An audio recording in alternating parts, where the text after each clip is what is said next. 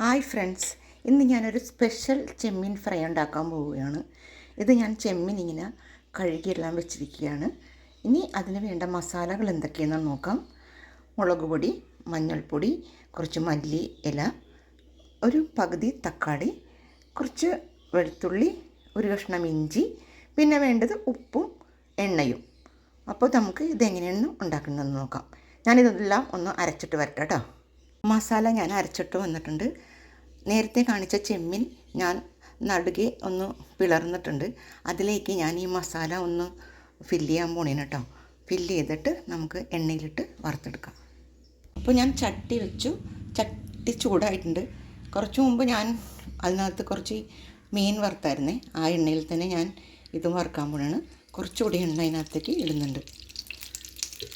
അപ്പോൾ നമുക്ക് നമ്മുടെ ചെമ്മീൻ ഓരോന്നായിട്ട് എടുത്തിടാം. എങ്ങനെ ഉണ്ടാവുമെന്ന് നോക്കാം. ഇതൊരു പരീക്ഷണമാണ് കേട്ടോ, ഞാൻ ആദ്യമായിട്ട് ചെയ്യുന്നത്.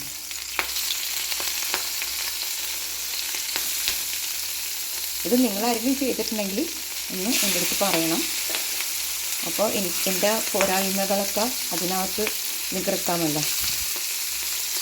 അപ്പോൾ ഞാൻ ഓരോ ചെമ്മീനും എടുത്തിട്ടിട്ടുണ്ട്. ഞാൻ അതൊന്ന് മുരിഞ്ഞ് വരട്ടെ. അപ്പോൾ നമ്മുടെ ചെമ്മീൻ ഫ്രൈ റെഡി ആയിട്ടുണ്ട്.